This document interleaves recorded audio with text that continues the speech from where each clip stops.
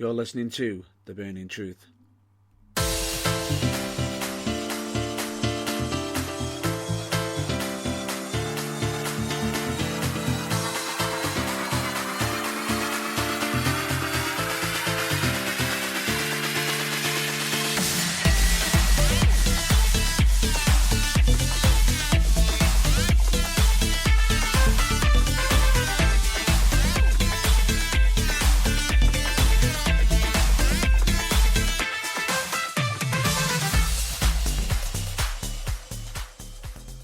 Hello, ladies and gentlemen, dude and dudettes. I'm one of your hosts, Matt Burns, and with me I've got John Ballore, as always. Hello, John.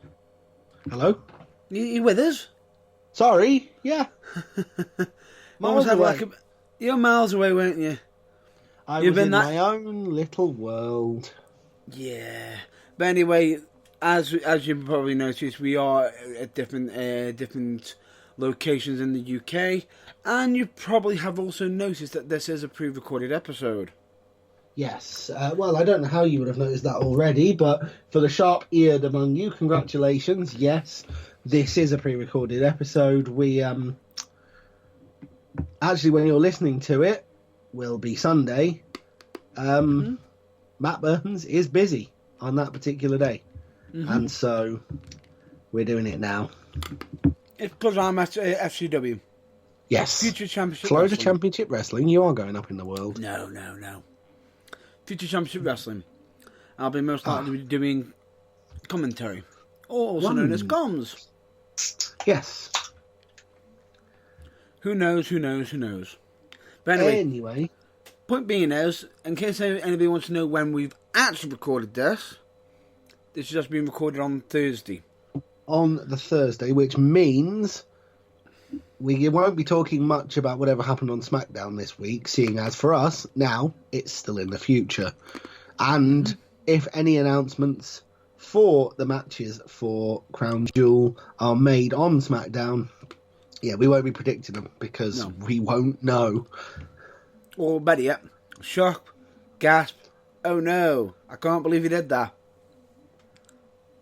Oh my god, are you kidding me? What were they thinking? Really? There you go. There we go. That covers it. Tell me, you didn't just say that and Really? or do that. Yeah. Really? Really?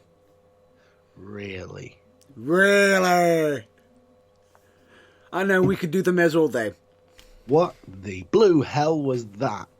Pretty much. But anyway, we digress. We've got cut down to business and, well... Yeah.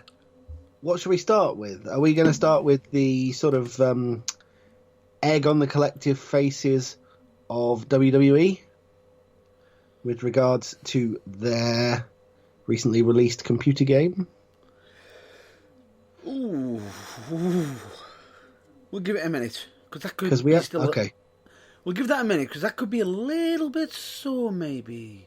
Yeah, but we have to mention it, so just be warned, it is coming, and, well, soapbox ahoy, it may get a bit, sweary. Just a little bit. But, yeah. Raw's got some interesting announcements that have been made on there, and had a few interesting developments for the Fiend and Seth storyline. They did? Yeah. What, you mean beyond the idea that they have to actually publicly state that the match cannot be stopped for any reason whatsoever? Ever. No. So don't even try. Ever. No. They showed some development on the show for Seth. Genuine development. Character development? Yes. Has he grown a spine? A little bit. Maybe. No, that's cruel. He obviously has a spine. Of course he does. Although the point I was trying to make was, has he grown a new one after Brock Lesnar smashed the old one? But the thing is, he didn't really, did he? True, but then again, he didn't really. He's probably still recovering. He's probably still recovering from Jim Ross's scathing comments. Yes. in the history of snarky, when you look back at that, you'll think, I didn't really need to open my mouth there moments. I think Jim Ross's one rates highly. And the worst part is, he of all people really should know better. Yeah, but then again, you got Seth Rollins who are throwing jabs at AEW saying they're minor leagues. Really? Something tells me that Seth Rollins has reached down with his big red marker pen and angrily crossed Dino Ambrosia off his Christmas card list. Yeah, he might have done. Maybe. But anyway, the point being there, Jim Ross answered back by stating, maybe someday he'll be over as his girlfriend and future wife. Put your claws away, Jim. Ooh! That you've tenderized that so thoroughly, I'm sure that you'd have to do a double take before you realised it doesn't need some barbecue sauce on it. No. I think you're going to need some ointments. But anyway, we Yeah, digress. but let's not get the ointment mixed up with barbecue sauce, because that could be fatal. And distasteful. Yeah, but it's a cheap plug for JR's barbecue sauce. Yeah, why not? But anyway, point Which being is... I would just like to point out, just as an aside, we are not endorsed by or sponsored by in any way. So please don't think that we are. No. But anyway, point being is on Raw, we've got Raw that was actually showcasing young talent. Yes, I know. Sorry, that was my jaw hitting the floor. Pretty I'm just much. picking it up now. I know. Young talent getting showcased. What's going on? You mean young, up-and-coming, fantastic talent Yeah. like Bobby Lashley and Bobby Roode? No. No, I'm being sarcastic. They're just the two We are oldest people. talking people from 205 live. Like, ooh. Young, upcoming cruiserweight talent, no less. Yes. Yes. Lovely. We are getting, I believe I'm trying to not butcher his name. Give us a clue. Who are you trying to refer to? I'm going to butcher him. What? Hang on. Is it a member of the 205 live roster? Yes. What country does he come from, or what colour ring gear does he wear? Give me a clue. High flyer. I believe it's Humberto. Oh, Humberto Carrillo. Thank you, Humberto. Apologies for that. Just think of a cross between the delicious, refreshing, sweet humbug Yep. and the easy to pronounce Italian name Roberto. Yeah. Humberto. Humberto. There we go.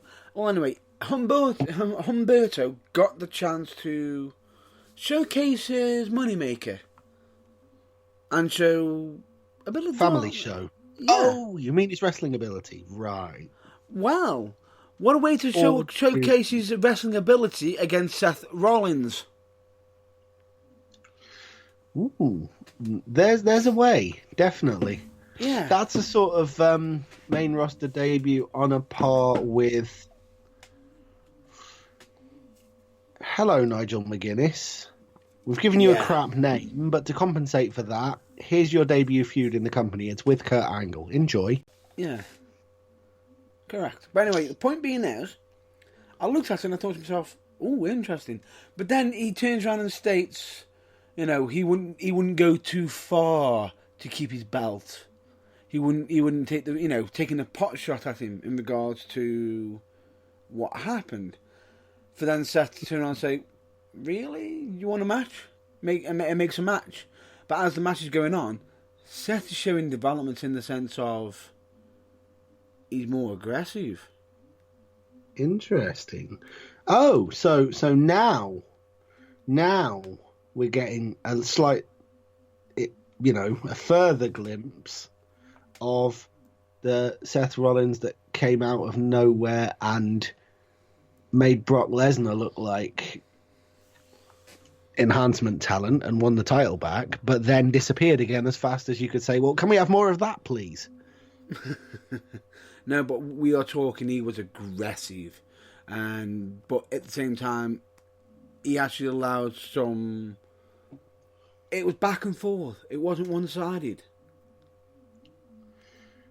Okay, in that case, what colour lighting did the match have, and what reasons did they give to stop it that were complete bullshit?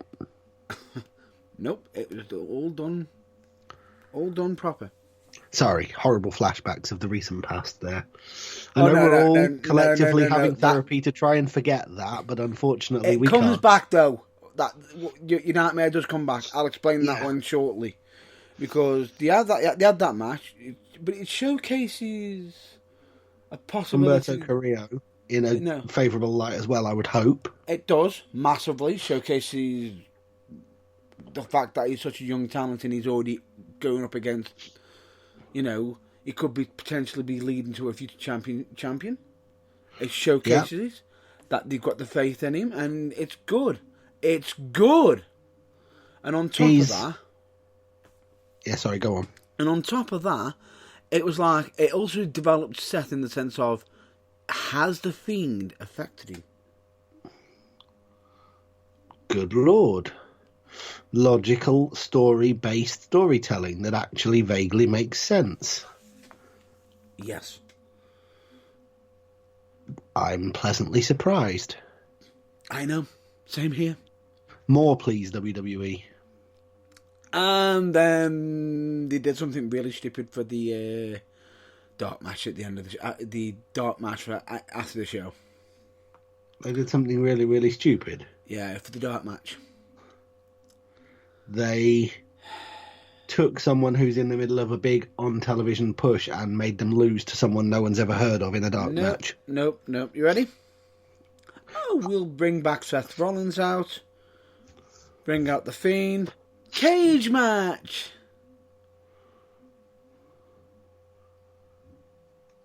Why? And guess what colour the arena was? Why? Never mind what goddamn colour the arena was. Why? No idea, but they made it so stupid. On the main show, you got the in Seth match, to and froing. The crowd were on the edge of their seats, entertained. They were loving it. They were absolutely entertained by it. And immediately for the dark match, Seth is getting booed. Hashtag Bray Wyatt is over. No, it was more likely, really boring. We know. We can't see anything. Oh, well, that's a given. I mean, he didn't actually say, sorry. Orange, purple, we see blue. red. We see red. We see just red. red again. How boring. Yeah. You'd have thought they'd have appealed to the LBGT community and done it rainbow colours. Oh, you mean actually just leave the lights on? Essentially, yes. Yeah. Point being is, it was just... You looked at it, it's like, really? It's like one step forward, 13 steps back. Which is the downside. Another downside is... I'm just going to cut this short, because if I make it any more, the soapbox will come out and I will be dropping F-bombs and swearing. And we're going to try and avoid that, because this isn't one of those shows this week where it's justified, because we haven't seen Crown Jewel yet. So we'll try and save it for that. But okay, keep it short. Just give us a basic outline. Rusev. The Angle.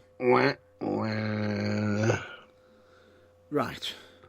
We asked 500 people. Our survey said, why are you treating him like this? What has he done to you? Basically, what have you got on him? When are you going to give the guy the push he deserves? You they morons. They aren't. They're basically going to let his contract run out because his contract's due to expire, and so is Lana's. So they're basically doing this gimmick, this angle to put them through the floor, and basically most likely going to be hashtag, moving to AEW confirmed. I was going to say, because AEW will book him properly.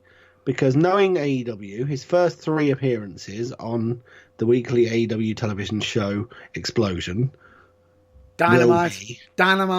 Dynamite.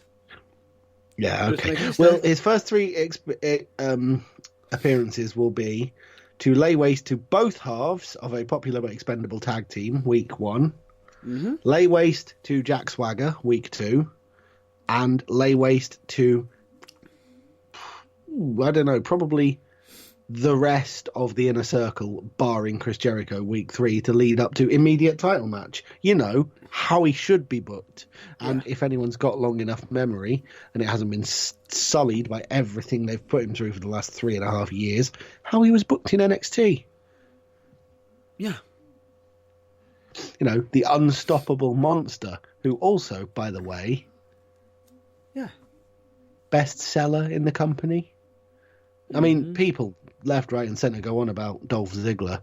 Dolph Ziggler is a one-legged orphan child with learning difficulties when it comes to selling compared to Rusev. Seriously, watch one of Rusev's matches.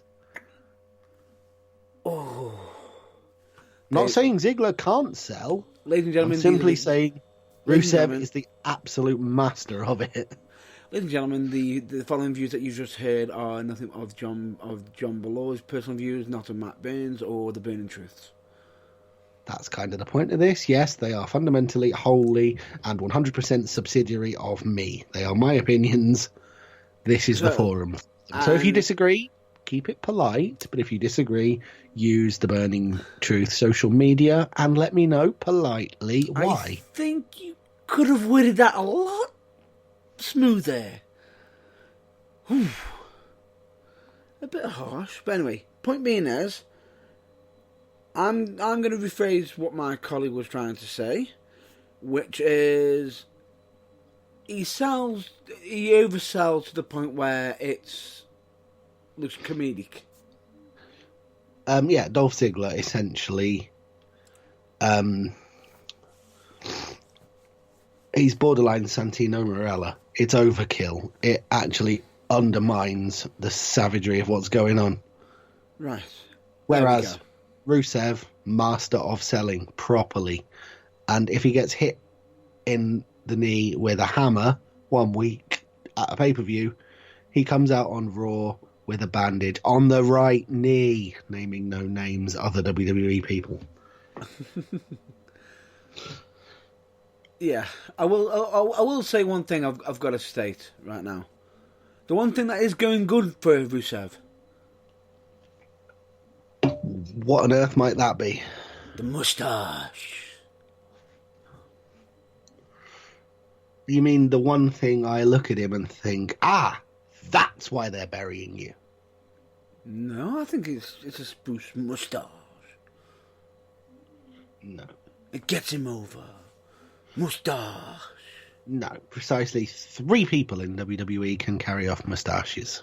No, but it 3. suits him, that does. And only 3. To be honest with you, it's a unique look for him. It suits him. I think it suits him. I really, really don't, as the point is served. There are only 3 people in the entire WWE who can pull off a moustache, and they all happen to be English. 2 happen to come from a mountain, which is named after said facial implement. Love it! And the other one is Jack Gallagher. Absolutely love it. Absolutely love that. Well done. You're welcome. Well done. Love it. Say no more. Done. Move on. But anyway, point being is, the angle needs to be dropped. Personally, because needs to be dropped, and if this is all they've got for him, they need to just bite the bullet, tell him they've got nothing, and keep him off TV, because it's doing nobody any favours. And on top of that, yes, fans may want to hear updates and everything. May want to. But we understand on Raw that when Rusev broke up the whole fine dining of Rusev and Lana, oh, not Rusev, Lashley and Lana, that he could be in trouble and everything. This is wrestling. Now, I understand that WWE wants to hold their fans' hands and say, Rusev was naughty. He got told off by the police. But Lana and Lashley are such villains they're not pressing charges. Yeah, talk about a non-story that didn't need to go any Right. further. Okay, It just- so ugh. you told them that they're not pressing charges. Now, here's a question for you. If they're villains, why aren't they pressing charges? Well, exactly. Right? Oh, it's not like it's pre-planned and the fact that they need him there next week. For the ongoing humiliation, which he can't be seen to be in jail for because he's not allowed to miss it. Is this their way of saying, we want to torture you by having you out and free so you can watch us make out? Can't you do that if you're in trouble? Yeah, unfortunately, I get the feeling he'd still be able to do that regardless. It's just one of those things that WWE clearly have just Overshot. gone, yeah, that's a great idea, do it. And then, once it's done and it's gone out on television and they've watched it happen, they've gone, Just maybe Creative wait. should have vetoed this. True. Almost as good as, almost as long. They were watching this idea, this thing develop on live, as long as Rusev was when they first started the angle. I see what you did there. Yeah, sorry, I had to. It just needs to die. The angle, I mean. Yeah. No actual people, just the angle. Yeah. It just needs to disappear from television as quickly as Booker T and the Cupboard of Candles. Just brush it under the rug. Pretend it didn't happen. Move along, and then only people like me will mention I think I'd it. rather have the Booker T and candles. Yeah, but that's how quickly it needs to disappear. Just like, no, you never saw that. No, move on. It didn't happen. That's what they need to do. I think Rusev would rather be in the shampoo and in WWE. I think Rusev would honestly rather be made to join a different member of the production crew who we've never previously seen on television because they're below Vince McMahon's toenails on the pecking order, to kiss their particular arse club every week for the rest of his contract, than go on with this shit show of a storyline. Language. Anyway, point being is, it's... Sorry, this excrement fest. Yeah. All I'll just say is this.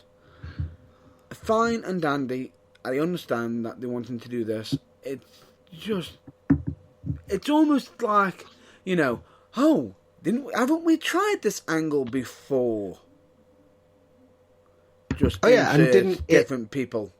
And didn't it go down like a fart in a crowded lift every other time as well? Haven't we learned anything from this? It's just, this is how bad it is, right? Go on. I am a fan of Rusev. I am a fan of Lana. Bobby Lashley? Yeah. I'm in between. I'm indifferent. Every time this angle comes on, no, I fall over myself to reach for the TV remote. Oh God, change the channel, I don't get, put QVC on anything. I just don't want to have my eyes go through this anymore. And really, that means that booking is not doing his job. For because me, you're supposed to think the opposite. For me, I'm not... Bobby Lashley's a good worker.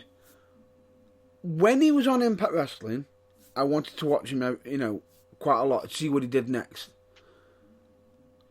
When WWE have him, they don't give him the right spots. They sort of give him not the best stuff, and it's like, really? You know he can do it because you've seen him on Impact Wrestling. Look like a star. Yeah.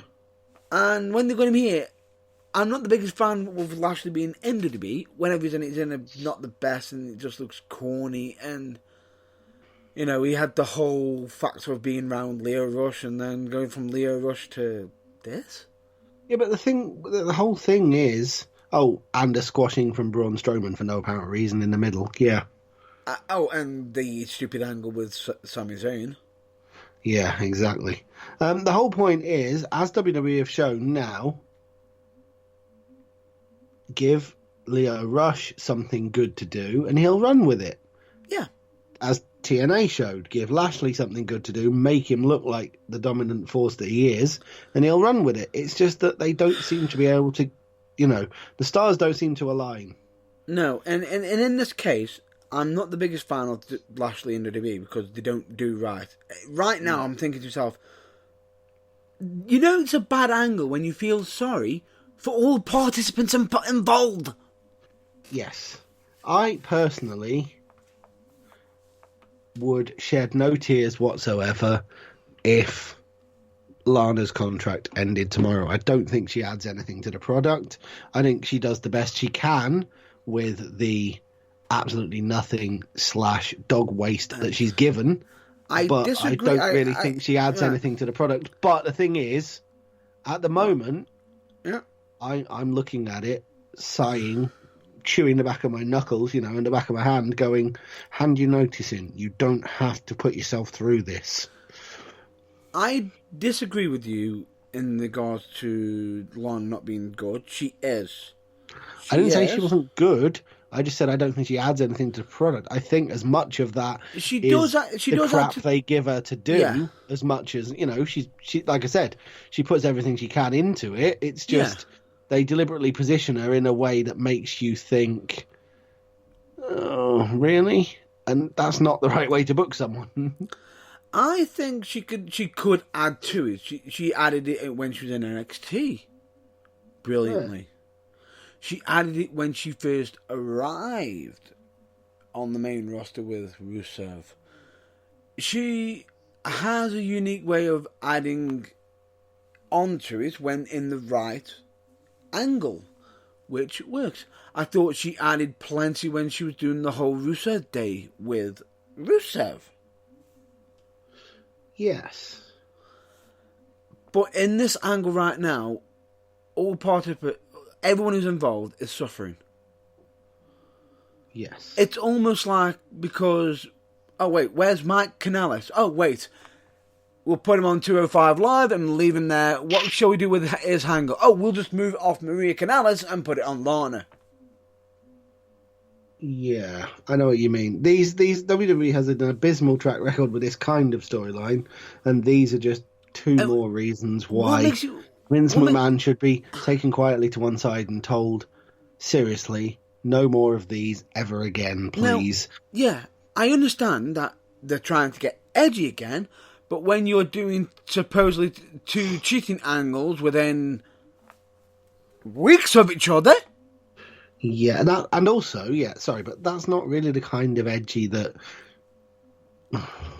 Yeah, it worked in the general context of the Attitude Era, but that's not where we are anymore. People don't want to see that. There are myriad other entertainment things on television that play on people's relationships, and that's all they do. So leave that to them. It's just WWE doesn't need to go there. And on top of that, I think if you watch the current format of the old school, they might be trying to bring some of the old school squash matches back in. Well, they have been. It's not working. It's not working. It's not, because people don't want that anymore. It's almost like it's developed into something else, which is good and bad. It's not the greatest for, in the sense of how do we get someone over quickly? Can't do that anymore. But at the same time, it also shows that the product has evolved, which is great. Which is great, because it now means that to get someone over, they can't cut corners. Yeah. They need to come in and have 10, 15-minute matches with other established stars and beat them from the get-go, which means you can't have a sort of, oh, I'm going to throw a guy half my weight around and make myself look like $1 million for 10 weeks, and then everyone will think I'm great, and then the guy I finally get put in the ring with will have to be an absolute ring general who can hide the fact that I'm not ready. No. You have to come in from the ground up ready now. So the reintroduction of squash matches makes no sense to me. But yeah, pretty much. Now, also on Raw, we also had a return. We did? Yes. Yeah, of course, yeah. I was just trying to press the flush button on my brain to get memories of that angle out of it. Yeah, but I completely forgotten. But we did. We definitely did. Drew McIntyre, also known as... the Scottish psychopath. Also known as... Seriously. Okay, both the world titles are a bit busy right now. Mm-hmm. Find a mid-card title, US or Intercontinental, whichever one is on the brand he's on. Give it to him. Let him keep it until about WrestleMania 42. Get the guy over. You'll need to watch this week's episode of Raw. He looked strong. He looked vicious. He needs mean. He needs about an 18-month run with US Intercontinental title, or possibly a period of, feuding and looking like the equal of AJ Styles over the US title, at which point he gets the upper hand, wins it, and then keeps it for a fair while. And then, if he can not get injured throughout that, at the end of that, keep him strong, bang, there you go, instant world title step up. By which point, all the current storylines for the world title will have cycled through, and he won't just look like the fifth wheel if they shove him in there. Yeah.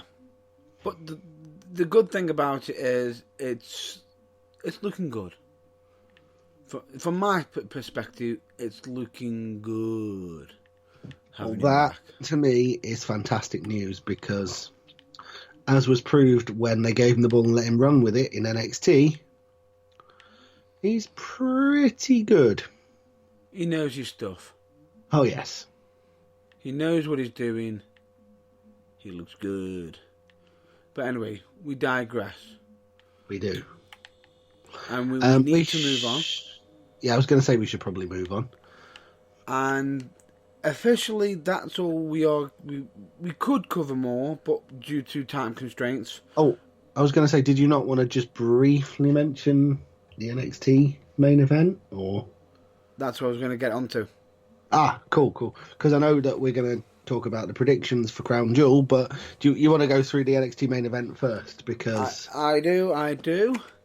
And I was going to say, unfortunately, we're going to leave it there for WWE as in the main shows. Main roster, yeah. Main roster for now, but we will be back shortly on WWE. But for now, we're going to put away the red and the blue, and we're going to colour everything either yellow or gold, depending on what mood WWE are in as to which one they think it is. I say it's gold. Well, on a technicality, it's yellow, but if you want to say it's gold, I'm not complaining. This show is gold anyway. It's spewing out talents left, right, centre, boom, boom, boom, boom. Honestly, I can also say for this week's NXT, I know not every one of us has watched it. Watch it. However, before I got in contact with you and you said, we need to pre-record the show because I'm at Florida Championship Wrestling on Sunday, I was about to watch it. So as soon as we're done here, I will. But I haven't yet. So, and unfortunately, I know what happens, so we can discuss it, but I just haven't actually seen it yet. Unfortunately, in the next few couple of minutes, please be warned. Spoilers ahead if you haven't watched it yet. And I have got to apologise to my colleague right now for spoiling the end of NXT. This is alright. This is a hazard of the job when you do this. And don't forget, this is going out on Sunday, which is 3 days ahead of where we are now when we're recording it. So chances of this being a spoiler are greatly reduced. True. But nonetheless, if it's going out on Sunday and you still haven't seen it, what are you doing? True. Why have you left it that long and not watched NXT? You silly, silly person. So true. But anyway, this may contain spoilers. So without further ado, let's get on with it. Fact is, main event, amazing match. Not going to reveal too much. Well, maybe. The point being is, end of the show ends with Undisputed in the ring. And Johnny Gargano. Tommaso Ciampa. DIY. Why? Face to face with them. It's looking like it's going to be a 2-on-4. Yeah. Bella music hits. He comes out. Cue the crowd going nuts. Oh, it's going nuts. Seriously. But not as nuts as the one you're eating. That was not a nut. But anyway, the point being is... Whatever it is, it's really obvious anyway. The point being, the music... Hey, I have to get me sugar up. I have to get me sugar up. So many rude jokes, so much tongue being bitten right now. I know, and that's why I thought I'd do it on you just this time. But anyway, we digress. The point being is, we are delaying the inevitable. It looks like it's going to be a 3-on-4 fight. Ooh, suddenly the odds don't look quite so heavily stacked in DIY's... against DIY. No, it doesn't, but then all of a sudden... But then... Finn Balor pretty much Shaolin soccer kicks Johnny Gargano into oblivion. Swerve. Heel turn from Finn Balor. And he watched, Tommaso Ciampa get absolutely mauled by Undisputed. What, as in watched but took no part in? Oh, didn't touch Tommaso Ciampa, but you can see him just watch the work happen. And then you see him look over to his dirty work on Gargano, and then he completely obliterates him with a running Shogun dropkick into the barricade, taking out almost an entire section of audience that were seated. Most likely plans, but if they weren't, we hope they were. We hope they were. WWE's getting sued, WWE getting sued, or NXT's getting sued, NXT's getting sued. There's every chance they were all developmental guys, but nonetheless, if they weren't... Ooh. Sweaty palms moment. Yeah. But anyway, it's almost kind of like WWE is engaged in a fantastic game of one-upmanship with turning heel. Yeah. And it's like Io Shirai knocked it out the park. Yeah. At which point Bayley went, "Hold my beer, bitches." At which point her very good friend Finn Balor went, put his fingers together, cracked all his knuckles, and went, "You ain't seen nothing yet, sunshine." Or my turn. Yeah, exactly. And what made it even more vicious is after he's just done that and leveled almost an entire section, he then proceeded to pick up Gargano and drive him almost head first into the ramp.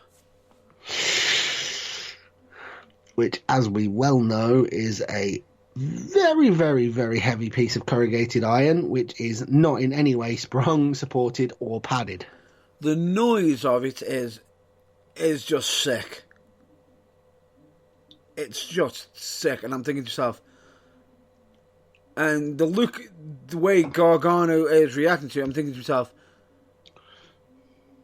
he's either legit dead, or he needs some serious medical attention. Paging WWE bookers. New spine for Mr. Gargano. New spine for Mr. Gargano. Spine, neck column. I think, where's the doctor that just fixed the Tommaso Ciampa? Yes.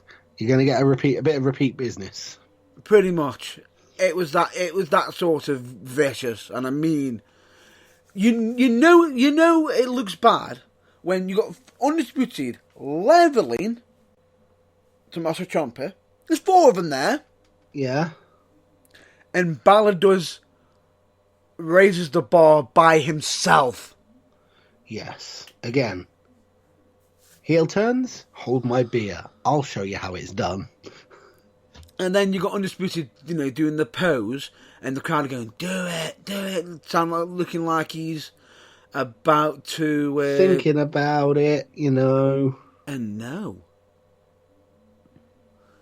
He just pointed his fingers, or should I say, his hands in like a gun position. What, a sort of hint, Bullet Club kind of position? Potentially. Interesting. While looking as devastating ever. And he even turned around and said, my past is where my future begins. Cryptic. And he'd been saying that, and everyone thinking him coming to NXT and being the top guy there, as he was the longest NXT champion, was where he was heading. But is he hinting at a certain club? Who knows? You'll have to watch the upcoming future episodes of NXT to find out. Indeed, you will. But that leads some interesting potential future recruitments for NXT, possibly. That it does, and anyone here's else a prediction. Currently sat there going, "Do it, do it, do it, do it, do it," at Pretty the thought much. of Marty Scurll in NXT. Do it! Because I am. Hell yeah!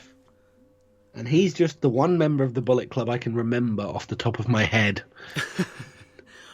Anyway, we digress. All I'm just going to say is, here's a prediction, flash prediction, for NXT's future. Tommaso Ciampa versus, a certain champion. Great match. It could happen. Johnny Gargano versus Finn Balor. I believe we discussed this before we came on air. Does old Wrestling Observer Meltzer Man's 5-star system go up to 8?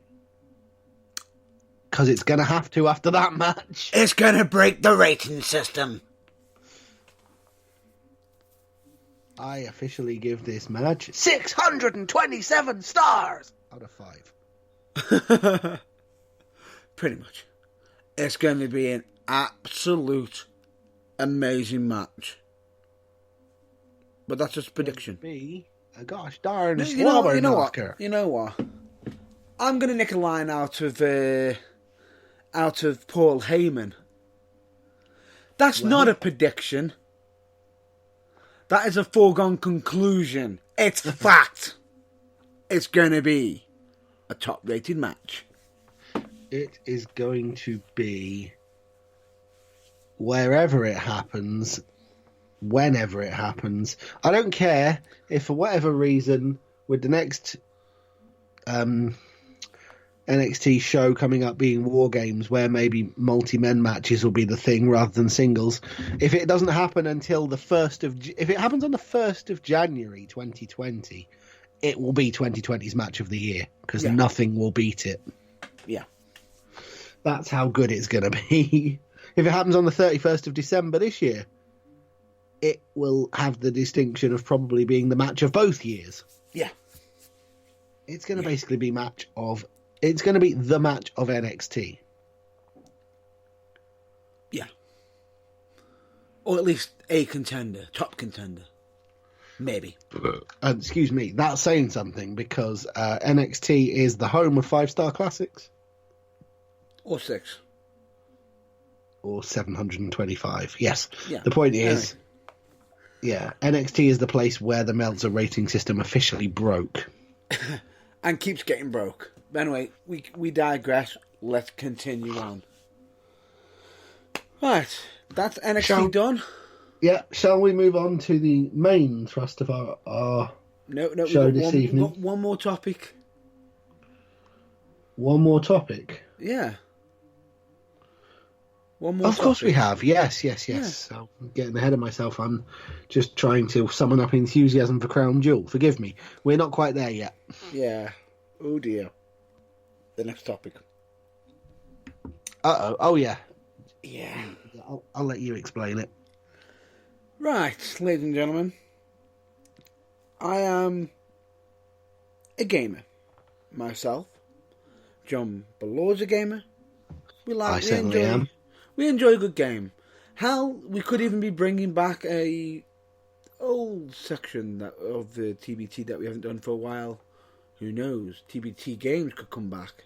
We could do, because let's face it, there have been plenty of games that both of us have played, and the beauty of it is, I don't think there's even an overlap, totally different ones, that deserve reviews and mentions, so that could happen. But as positive as we'd be about those games, yeah, it wouldn't extend to this next one. Now, unfortunately, everyone's thinking, well, why are you talking about games? Why don't you just bring back TBT games and discuss this? Well, the reason why is because it involves Come on, wrestling. folks, put two and two together here. Why, on a wrestling show, would we be talking about a game? What kind of game do you think we'd be talking about? Of course. Hint, not Gears of War 5, even though Batista's a character in that. Yeah, we could actually prize that in if we were desperate, but we're not. No. So the point here is, warning, potential strong language and almost certain soapbox about to be used by one or both of us as we discuss the big bowl of donkey turd with a cherry on top that is WWE 2K20. Right. The problem is, WWE 2K20, I've been a big fan of wrestling games for many years. I've had every single WWE, game for a long time. Well, not all of them exactly. I'm talking, we've got like SmackDown, Know Your Role, Raw vs SmackDown, the 2K games when it started, and then build up. I've had it for many years. I've got to be honest, I've played them less and less as time has moved on closer to the present, because the more nuanced and complicated they try and make the control system, the more I feel like smashing the control pad into something solid so I never have to look at it again. But I think that's just me, and many people do really enjoy them. The last WWE game I think I honestly played to death was probably the one with CM Punk on the cover. But that aside, they're big sellers every year because they give people the authentic WWE experience, except they get to, fantasy book their favourite superstar or create themselves and fantasy book themselves to the top of WWE. Yeah, which is always interesting. But as such, in regards to this, what made me laugh more than anything is that when a game comes out, and this is possibly a topic that we're going to cover on TBT games if we do bring it back, it's the fact that sometimes they actually bring out games too early, rushed, and not very finished. Yeah, basically it's what I, as an established fan of driving games in particular, they're like my kind of niche, call Turn 10 syndrome. Yeah. On Xbox One.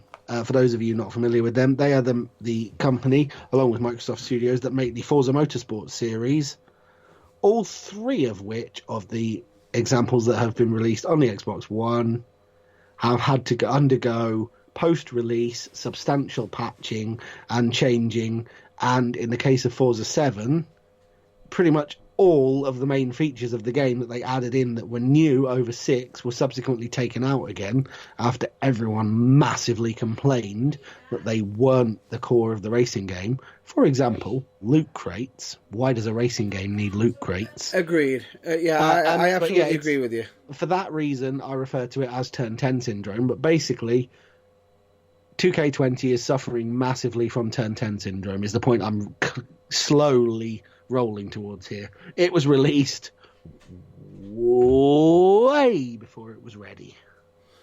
Couldn't agree with you more on that massively in regards to it. But anyway, it's something that should be. It's just unfortunate when they release them too soon, and what makes it so bad on this one is it's not a cheap game. Oh no, it really isn't. What was it you were we were discussing this briefly before we started the broadcast. How much did you say it cost? No, that was in dollars. What you saw, but I will get to that in a minute. But it's pretty much your standard game price these days. It's about what, 55 pounds, maybe £70 if you want the super edition. Yeah, 70 to 75 if you want the Ultimate Edition. I'm not being funny, but that is an absolute hill of money for something that doesn't work. Yeah, it's not a small amount. Yeah. Exactly, as such.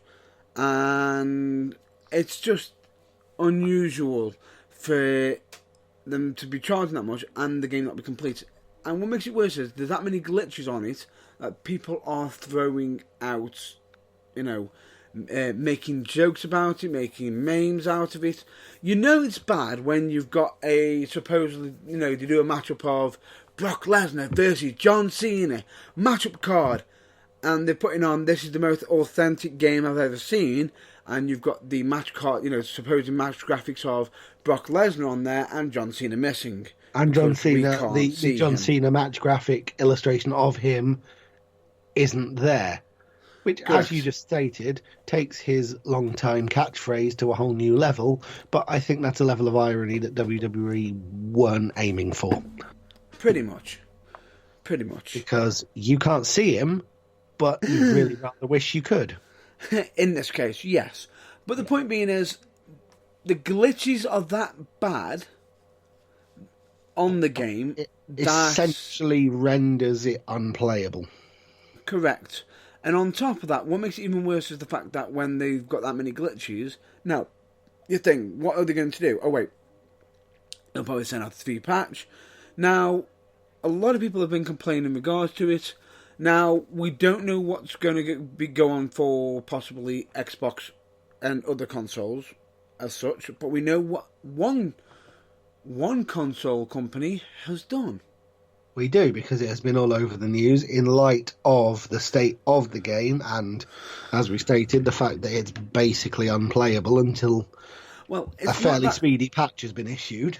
It's not that it's unplayable, it's the fact that they are stating that graphics aren't up to scratch and there is certain glitches. And in some cases, on some of the messages that they're saying it's, as you said, unplayable as such. Now, a message got sent out to PlayStation, aka Sony, Yes. saying how bad the game was, and they was going back and forth. Sony were asking if they were the actual person who paid for it, played it, confirmed it, blah blah blah, and lo and behold, to much of the shock, we'd actually got it. So we could actually see that Sony actually offered a full refund, not half. Yes. Not, okay, here's some money off another game if you want to buy one to play something else while we wait for 2K to make a patch. Oh, no. Yeah. A full refund. Now, the question is everyone's sitting there thinking, does that mean they have to remove the game? Nope. Nope, they still get to keep the game for if and when it gets patched and it becomes glitch-free and they still feel like they want to play it. Now, in that case, that's a partly clever thing what Sony have done, but it's also going to cost 2K a lot. Because that basically, what that is saying is, the game is so broken that a console company is refunding customers full price. Which means that money is not going towards future games for future 2K games, which is not great. It really, really isn't. The problem that I think 2K have here is the problem that many sports games fall into, which is the relentless cycle of make it, put it out, have a couple of months off, make it, put it out, because it comes out every year without fail. Pretty much. Yeah, the issue is, I think what they need to do is do what Turn 10 have done, because under the normal 2-year schedule of things, Forza Motorsport 8 would have been out by now, but they've taken a back seat. They've acknowledged that 7 wasn't the game that everyone wanted, and to the best of my knowledge, Forza 8 has not yet even begun production yet. The World Rally Championship game was released every year up, I think, with maybe one exception between like 3 and 4, every year up to 7. And then there was a 2-year gap before they've just released WRC 8 because they acknowledged that the minimal amount of changes that were being made from year to year didn't justify the added on price. True. Now, And for I me, think 2K need to take this into account, and maybe once they've fixed 2K20, yeah, maybe just make updates for it for a year and a half, and whilst at the same time starting from the ground up on 2K22 and making sure that that is literally tested to death and flawless before it comes out in the 18 months they've got to do it. I'll disagree with you on that one. I still think that this should be a yearly wrestling game. Well. I do. That's no, just okay. my preference. I have a point, but I'll let you finish making yours first. It's only fair.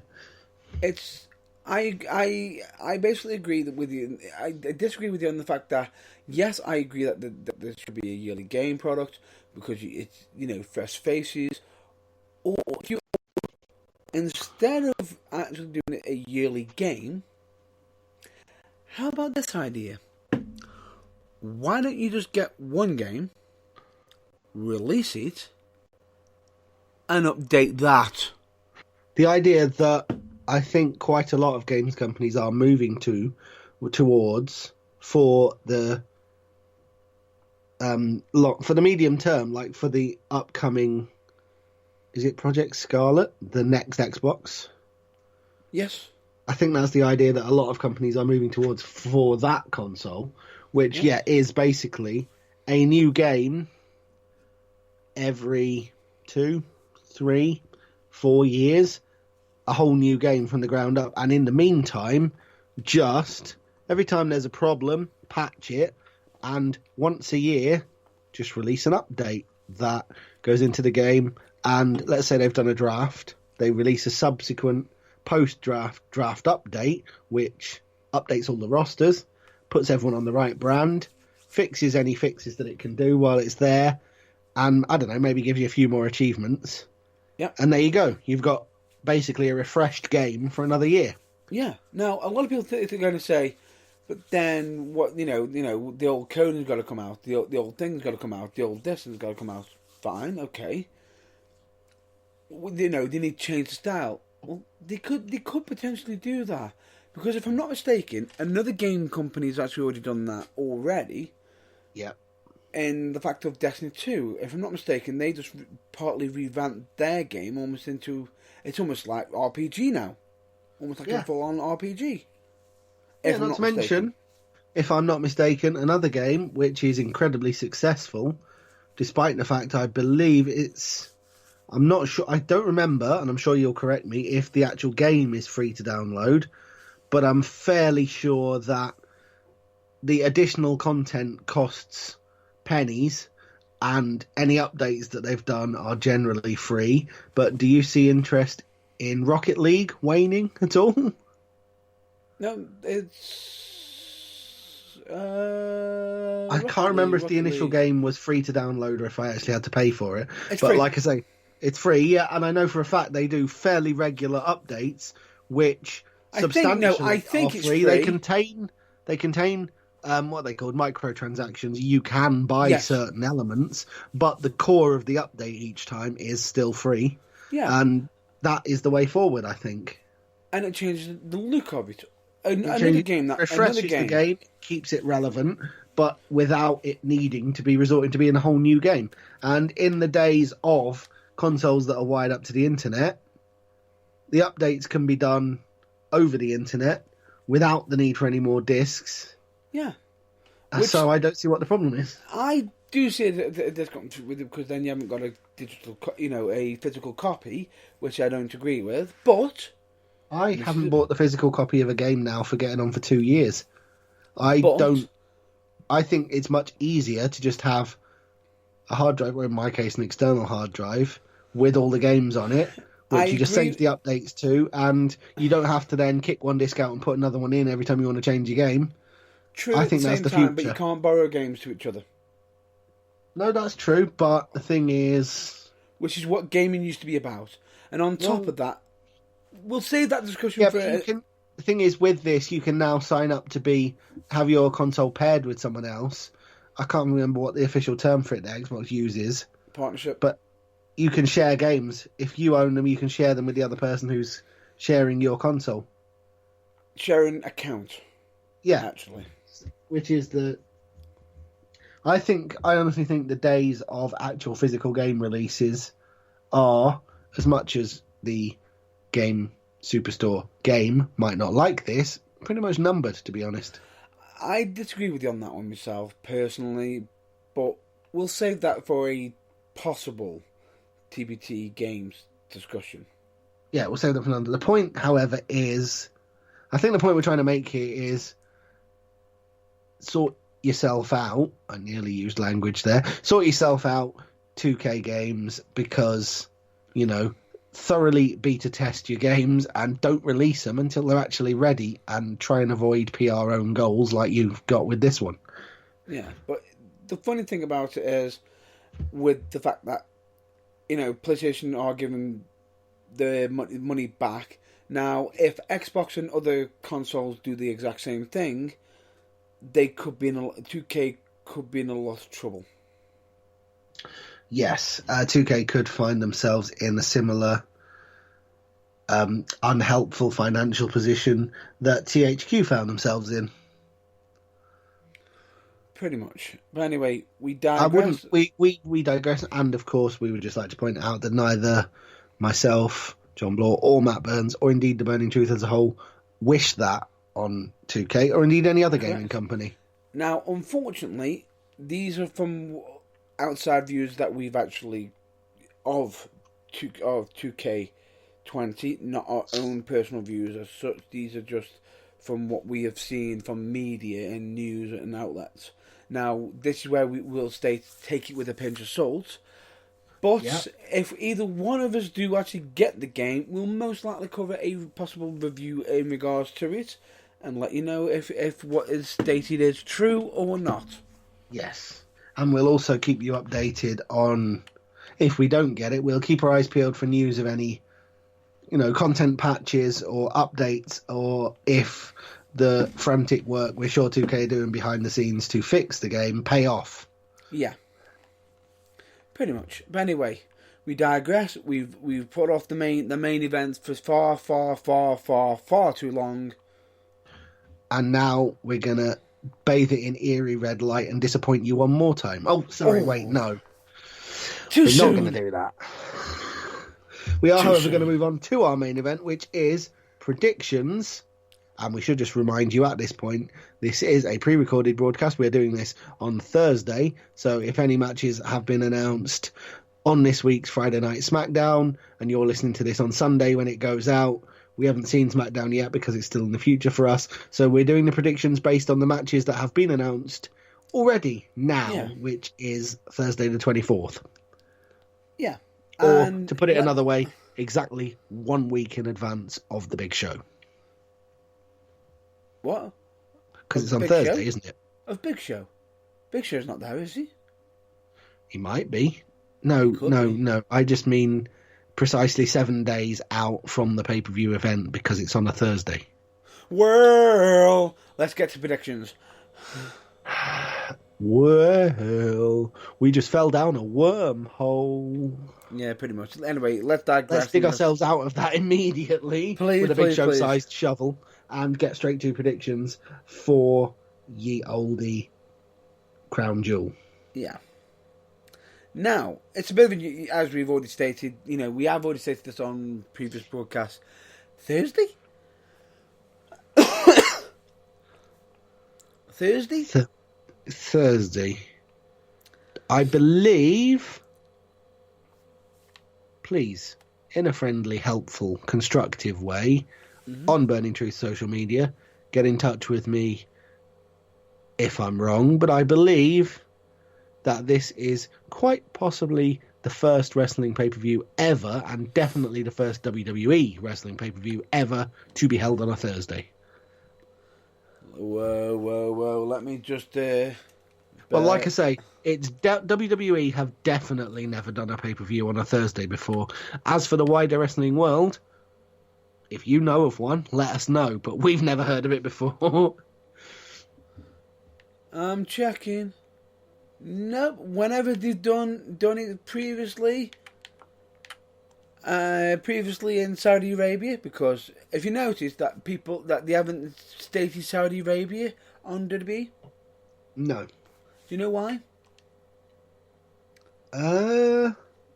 They've mentioned it's in Riyadh, haven't they? They just haven't said what country that's in. But they're not allowed to state the country. For some unknown reason. I was going to say, do you know why? Because that strikes me as a moderately obscure thing, but... Yeah. But if you notice, instead of saying, Crown Jewel in Saudi Arabia, they'll actually say, at Crown Jewel. At Crown Jewel. I'll see you at Crown Jewel. Occasionally at the King Fahd International Stadium, which is where it's being held. Yeah. Like the actual venue, but not the country. Yeah. But we digress. We do digress. Yes, anyway. So far, a relatively helpful and full 8-match card has been announced. Yeah. A little bit better than the 4 we got to deal with for Hell in a Cell, eh? Sorry, too soon? Not soon enough. Yeesh. Right, so I've basically got the Wikipedia page up.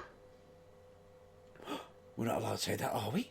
Oh, wait, yes, Other internet encyclopedias may be available. I'm really not sure. Unusable, and possibly also even including WWE.com. Yes. But the point is, I was just going to say, have you got the same page up? Because if you have, are we starting with number 8 or starting with number 1? I'm just going to take a swinging guess because I've got most of mine written down.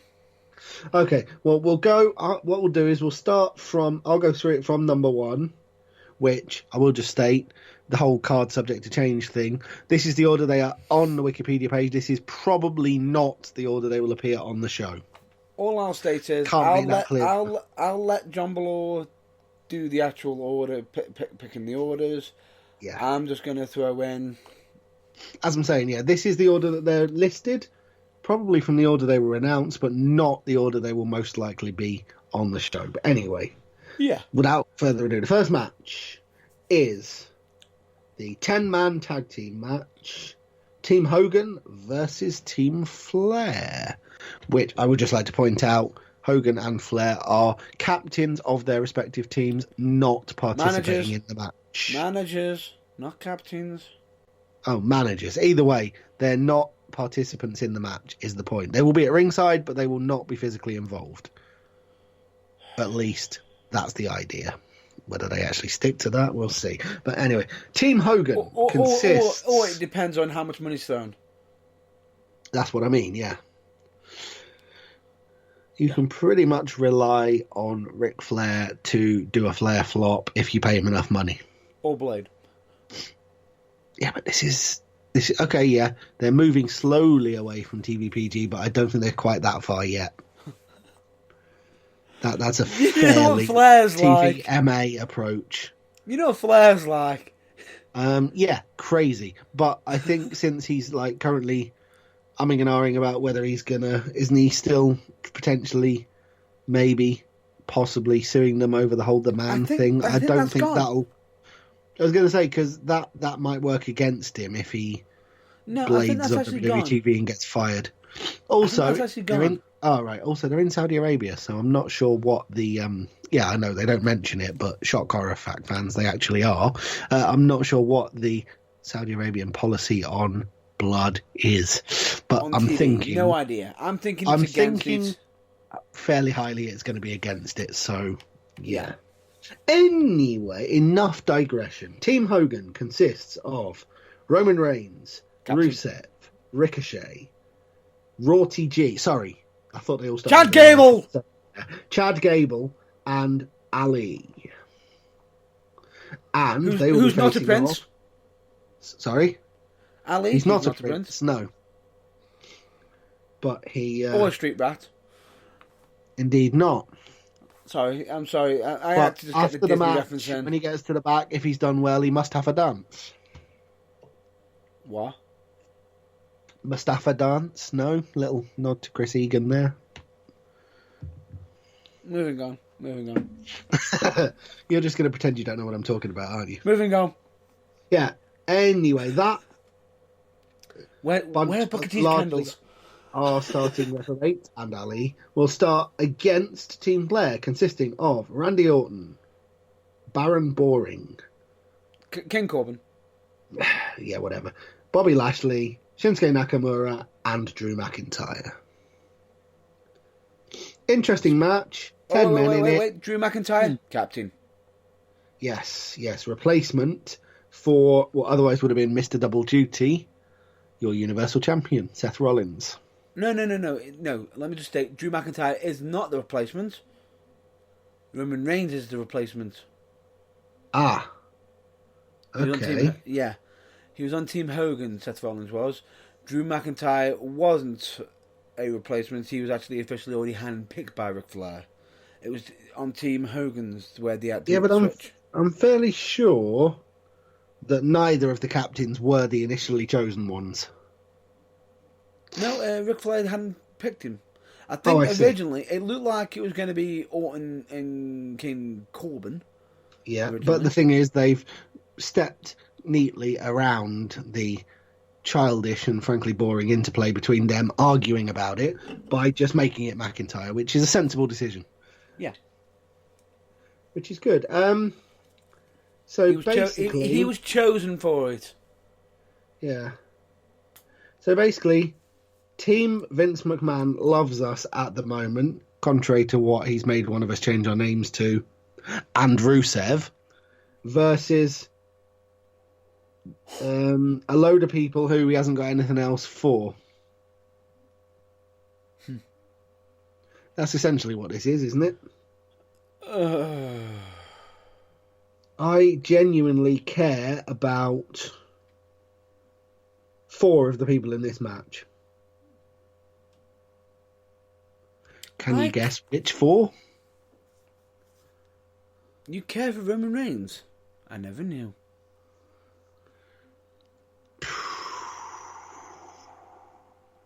I heard the rage.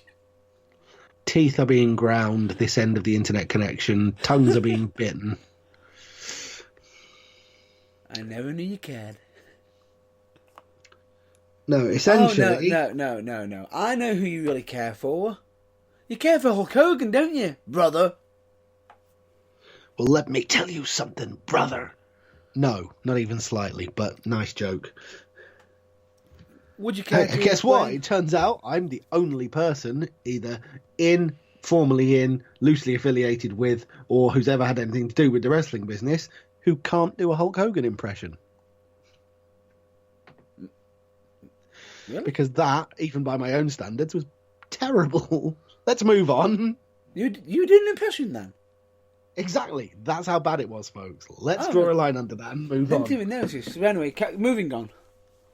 Essentially, Reigns, no one cares. Rusev, Vince McMahon doesn't care.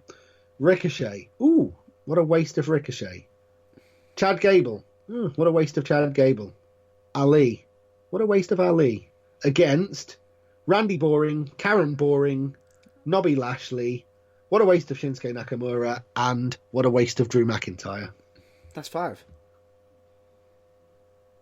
Yeah, I don't know why I didn't count Nakamura the first time, because he's become so invisible in the WWE show. No, I see what you did there. Nice one. Yeah. Anyway, don't really care about this match. It's basically just going to be a spot fest.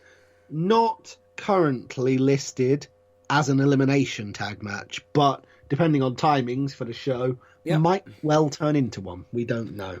Or it could end up thinking that them thinking, great, it can't be elimination. Someone do a schoolboy roll up, get the out of there. Yeah. Now, you see, I have 2 trains of thought on this one, if we could move swiftly on to our predictions. Yep. One for either way. It's either going to be... Everybody loves him, damn it! He's gonna win! Push him! Push him! Push him! Roman Reigns to win for his team. Or... it's got to be, everyone hates the bastard, but I'm going to push him anyway. Baron Boring. No! For his team. One of those 2, I think, will be the one that gets the winning pinfall. Nope. As much as this man thinks King Corbin is hot with the ladies, supposedly. Really? Supposedly. Tell me you didn't just say that. Supposedly. I'm going to say it's between Roman Reigns and Drew McIntyre, the captains. Yeah, that is equally feasible. But would you mind if I go first? Not even slightly. Fire away. I'm going to go with Ric Flair. Team Ric Flair. Team Flair? Team Flair. By virtue of Drew McIntyre, you think? Yeah. Okay. I think it's going to come down to Reigns. And I think Reigns could be shocked by get caught out. It's earlier. Possible. If it's an elimination match, you mean? If it is. Yeah. If not, then I'm going to say... Rusev take the loss. I was going to say I think Rusev will probably take the loss, but if it does become an elimination match, expect yet more hilariously unfunny shenanigans between Boring and Gable. Mm-hmm. Anyway, yeah, I'm going to say that I honestly think Team Hogan for the win because Hulk doesn't lose even when he's only the manager. Courtesy of Roman Reigns basically spending the last 5 minutes making Drew McIntyre looking strong. And then Superman punching him and spearing him and pinning him anyway.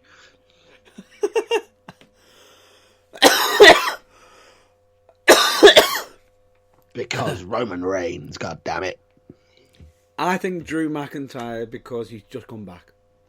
Okay, that's good. This is good. This is Jeopardy. We're picking different things. This is what we want. As much as good as a consensus of opinion is, it's a bit rubbish if we're both right on everything. So, Yep. Okay, moving on to what is listed as match 2 on the Wikipedia page. Right. A singles match. Yep. For the Golden Gloves Championship. Oh, no, wait, it's not. Braun Strowman against Tyson Fury.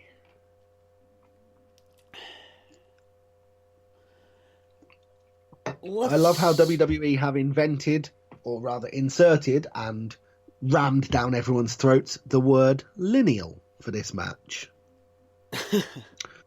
In relation to the fact that Tyson Fury is not the current reigning boxing heavyweight champion of any promotion, but he never lost the titles. Yeah. That's about the most interesting thing about this, to be honest. From my point of view. You may differ. Yeah, I do. I think it's going to be interesting. But I think it is going to be interesting, and don't know why. I think Tyson's going to catch us all off guard. Now, put it this way. I don't think Tyson Fury is the kind of person to half-arse anything. Exactly. I think he was probably told he was doing this around about the time of... When he opened his mouth and said it himself? Oh, when was that? When he pretty much just went, I'm going to sit in the audience and just go for it. All right. No, but the thing is, I think he was probably told that it was going to happen, or asked if he'd like it to happen. I don't know, probably a good couple of months before that. Well, he's a big fan of wrestling. And I think he's been training for it ever since. And I think he will potentially be the biggest pleasant surprise. Yeah. In terms of, well, I wasn't expecting that, since they threw Stephen Amell in the middle of a tag team match and he acquitted himself better than a couple of the guys in the match. Pretty much. Who were regular WWE superstars. Yeah. Not that Stephen Amell doesn't do his own stuff, which he does. He does. But yeah, the fact remains, they put him in there, they put their faith in him, and he did not disappoint. And I think, for whatever gimmicked nonsense they come up with, I've got a horrible feeling Braun Strowman's going to come down wearing boxing gloves with get these hands stamped on them in an attempt to try and sell them as merch. No. But anyway, whatever they do with this, I think Tyson Fury will be a worthwhile addition as a one-off, I'm thinking, to this card, and it'll be an interesting contest. However, for me, there's only one winner. What? We have previously established on The Burning Truth my opinions regarding the waste of a certain monster among men and how I think that his nickname should be The Brawn Show because of his wasted potential. And Tyson Fury is as yet undefeated. Therefore, in my eyes, there can only be one winner, and it ain't the wrestler. Do you differ from that? I'm going to shock you. By agreeing. No. Really? Really? I was considering going on a even more odder prediction. What? Your winner by knockout? I was going to predict throw the match out. Really? Oh, and there was me thinking you were going to go like directly to jail down Odd Street. Ladies and gentlemen, your winner by knockout, Alexa Bliss. No. No. You know what? No. I need to pick somebody, and if I'm going to pick somebody, Tyson Fury to win. Okay, yeah, that's pretty much the same logic I'm thinking. Sadly. But, let me just take this for the record. I think the match may get thrown out. Don't know why. I think the chaos is going to be too much. The referee's just going to say, "Screw this, I'm out." Throw it out. Possibly. At which point, possibly you thinking Fury then hits a, in inverted knockout? air quotes, legitimate knockout punch on Strowman to claim the victory, but it doesn't officially count because the match has been thrown out. Yeah. Yeah, I can see that happening. Yeah. But I'm going to say Tyson Fury to get the legitimate win. We shall see. Right. Oh, wait. What? I know a way Strowman can win. Does it involve Alexa Bliss? No. Not interested then. Sorry. Carry on. What is it? Disqualification. Yes, that is a possibility. Tyson Fury does something wrong, gets disqualified. Strowman laps it up and then gets knocked out. It could happen. But No, yeah, I'm sticking with Tyson Fury. Yeah, me too. Right. Match number 3 is a singles match for the WWE Championship. Kofi Kingston defending against Brock Lesnar. I'm looking forward to this. Oh, hang on, no. WWE wouldn't let Kofi have his moment at all. So, it's Brock Lesnar against Cain Velasquez. Although what I was going to say will quite possibly be the most one-sided match ever, but sadly, I've seen Brock against Kofi, so it's not going to be that. No, and I've seen Kane wrestle. Oh, no, I'm thinking one-sided in his favour. Oh, yeah. But I'm thinking this is going to be almost Goldberg levels of Lesnar annihilation. I've got a but here for you. I should hope so. I don't know how else you're sitting down. I'm going to state who I think is going to win. And I think it's going to be the still reigning and defending WWE champion, Brock Lesnar, walking out. Okay. Just so they can say, he can't get his fears, and annoy everyone else even more. Okay. You see, I think I have a distinct impression, like you did for the previous match, that this match is going to get thrown out. That Velasquez will win by disqualification. No, sorry. Ooh. That Lesnar will win by disqualification, be able to say, I've conquered my fear, I've beat him, but thus leave the door open for a rematch. At which point he won't beat him. Ooh. So who do you think? So who are you predicting now? I'm predicting Lesnar to win by cheap shot, disqualification. I don't know, kicking the balls or something. Just when he can't legitimately put Velasquez down, he resorts to a low blow. No, Lesnar can't. As much as I love Kane to win. Yeah, I'm saying Lesnar, but I'm saying by disqualification. Okay, so no, it'd have to be Velasquez punting Lesnar in the balls for that to happen. I realise I got that wrong way round, but yes. Lesnar by DQ. No. If Lesnar hits Kane in the nads, he keeps his championship belt. Yeah, well, yeah, that's the point. I'm calling Lesnar to retain You know what? by DQ. I'm going to switch it.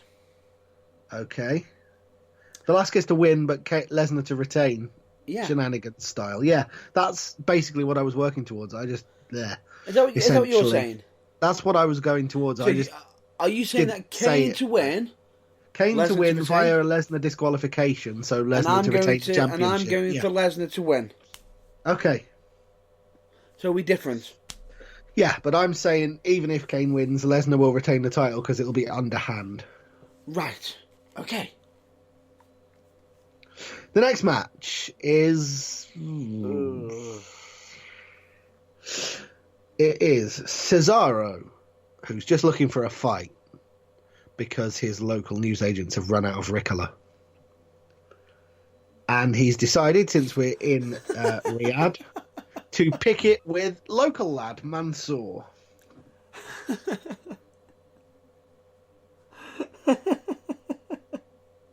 What, have you actually tried the lemon ones? They're really nice. I'd fight if my local Holland and Barrett ran out of them. I absolutely love it. You're welcome. He's here all, he's here all day. Thank you. I'm here all night, and if you're driving tonight, don't forget your car.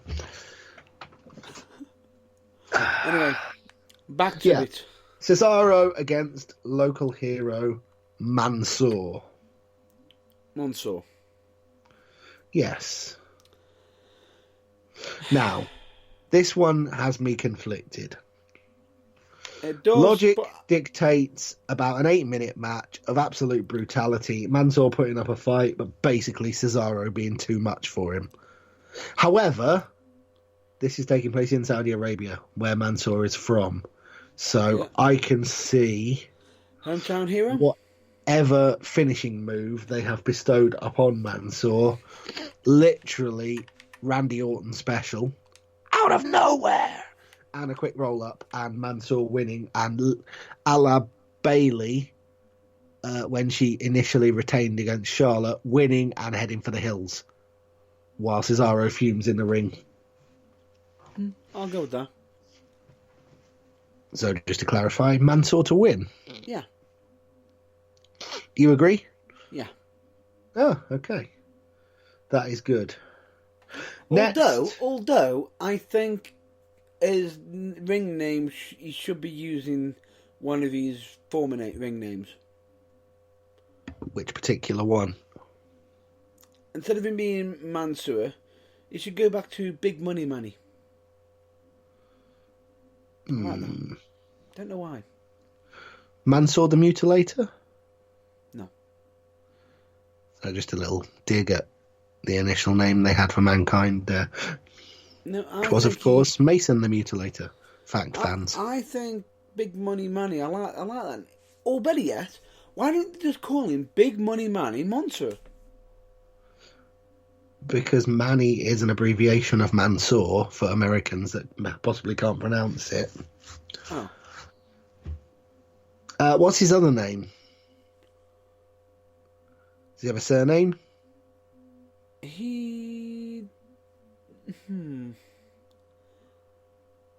Ali Shihul. Aha. Okay. So he needs to be Mansoor, the Money, whatever you just said there, because I didn't hear it much. Or the Money. Nickname, like Shane McMahon. Just avoid the Manny surname he had. in the past. Yeah, because that's basically just an abbreviation of Mansoor, which is very American. No, And no, it's no, kind- no, no, no. When he was just known as Manny, at one point they had him known as Manny Favorino. Oh. Either way, I think the name Mansoor gets the point across. It's kind of, well, it's like Cesaro, really. It's one name, but it does the job. Yep. Either stick to it or include big Yeah. money. Big money. Well, no, no- you know what? Better yet, big money, Monso. Yeah, that'll do. I'll deal I'm with sure that. that's coming when he's established on NXT, but, Yeah, you know, go for it. Run with especially if he wins this match. Hey, maybe that'll be the catalyst for it. it. Yeah, go for it. Nice. Right. Well done. Next up is the second of 3. Let's see how many of the roster we can cram onto this show. Multi-man matches. It is the 9-team Tag Team Turmoil match for the incredibly quickly thought up and probably will never be mentioned again after the night WWE World Cup. Or they might just suddenly slip in a 10th team with Shane McMahon involved. What, make the O of the last word last for fully 45 seconds at best in the world, Shane McMahon? Yeah. And or he'll win it by himself. No, because any moment he sets foot in the ring, Kevin Owens will come down and stunner him and say, "I fired you, get out."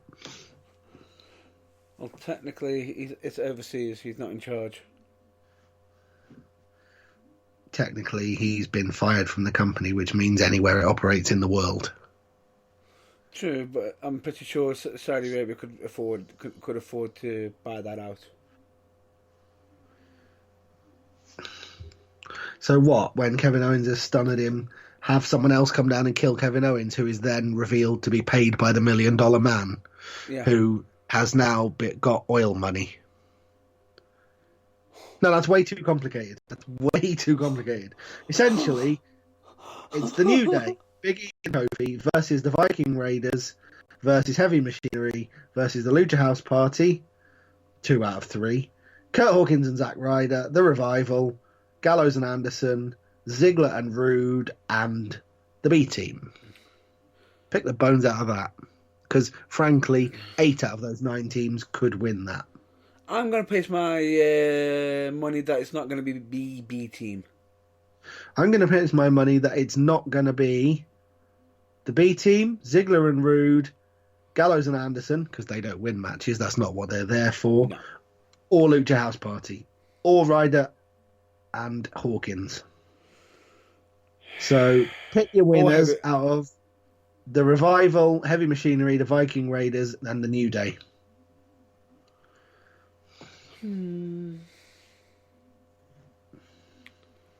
If the finalists aren't the Viking Raiders and the Revival, what the hell? What, you mean the Raw and SmackDown Tag Team Champions? Yeah. Yeah, and if that is the case, I have a very simple, repeated one-word chant for you to describe who's going to win. War! War! War! War, you know, as in the artist formerly known as the War Raiders. Doesn't ring a bell. And don't mention experience. What, the artist formerly known as the War Experience? I don't know who they are. Nice cover. Yeah, I've never heard of them, but needless to say, Rowan Hansen, you know, the big beardy sods. Don't you mean Eric and Ivar? Yes. The Viking Eric. Raiders? Eric Hansen and Ivar Rowe, yes. Yeah. Anyway, You're going with them. I'm going with the Viking War Machine Raiders. That's right. You know who I'm going to go with? The Viking War Machine Raiders experience. You know who I'm going to go with? I have a clue pancakes are involved. It's a new day. Yes, it is. Yeah, I thought you would somehow. I don't know why. But I thought you just said the final two should not include them because it should be the current Raw and SmackDown Tag Team I Champions. know. So that confuses me somewhat. No. I said I think they should be the final two. But this But being this is WWE. Yeah, I'm aware of that, yeah. Well, I'm going to go for the Viking Raiders because, I'm just going to go and say WWE is just going to go swing for the fancies. But I also have an alternative reason why I picked the New Day. Okay, go on. Because did you watch Kofi Kingston's reaction on SmackDown on last week? No. Or I did, but it didn't sink in. Go on, what did he do in particular that caught your Crunching eye? up a pancake in anger. Ah, interesting. Pure rage over what happened to him recently. It's almost Hashtag like New Day heel turn. Kofi heel turn. Not New Day. Well, collectively, New Day heel turn because breaking up the New Day would be one of the stupidest things WWE could do. True. So, okay, but hey, this is WWE, and this is a WWE World Cup match in Saudi Arabia. So keep your eyes peeled for Zack Ryder and Kurt Hawkins winning, just because WWE want to do a big, massive one of these to the whole audience. Damn, this is an audio broadcast. You can't see me sticking two fingers up. Never mind. Oh, that was just great. That was just great. Can you see what I'm doing? No! Yeah, what? Visual jokes on the radio. It's a fantastic thing. Did you never used to listen to my internet radio show? I used to do things like that all the time. Yeah, well, you do have a face for video. Sorry. At least I don't have a face that looks like it's been hit by several. From a great height. Nice Followed by a attempt. frying pan. Nice attempt for a comeback. Didn't work. Oh, yes, it did. Moving on. Right. Moving on. So you are going for, you think the New Day, I think Viking Raiders for that one, just in case anyone's taking notes. Match number 6. Seth Rollins versus The Fiend, Bray Wyatt, in a Falls Count Anywhere match for the WWE Universal Championship. Match cannot be stopped for any reason, subject to no change whatsoever due to flood, famine, pestilence, or death. There must be a winner. Because, the whole point of Hell in a Cell isn't that there must be a winner or anything, he says through gritted teeth.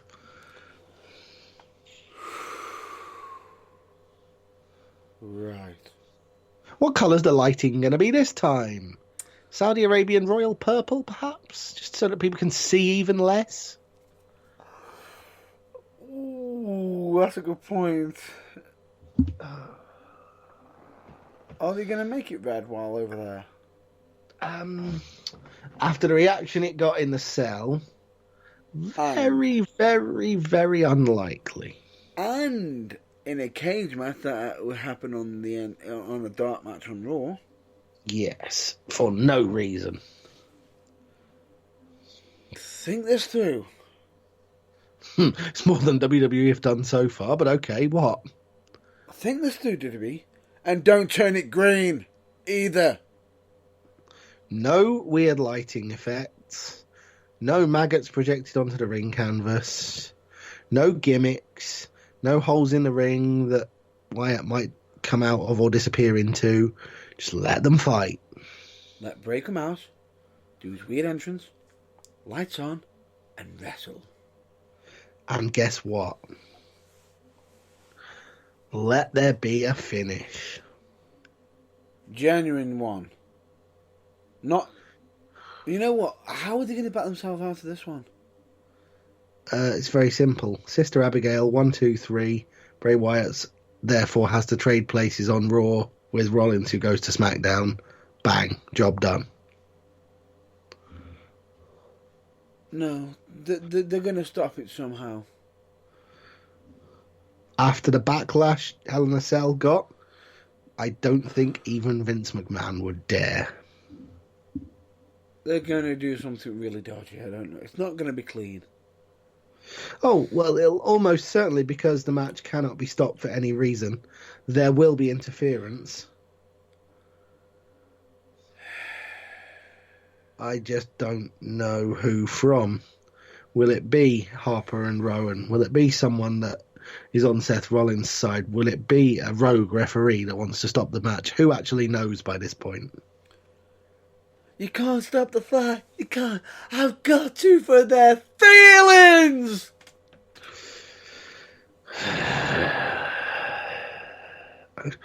I can feel myself. I know.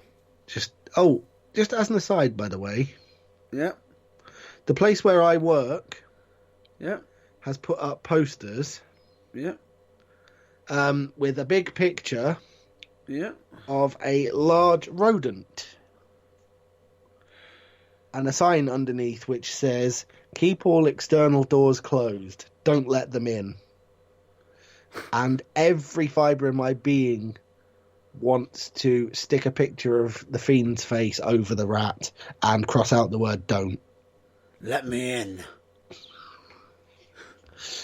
Just because I know that it's a joke that nobody else in my workplace will get, but it'll make me laugh every time I look at it. I like it. You do realise you're going to have to do that. Yeah, And probably. take a picture.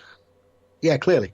It will be presented on my Instagram, probably, or possibly on the Burning Truth Instagram. I don't know if I do it.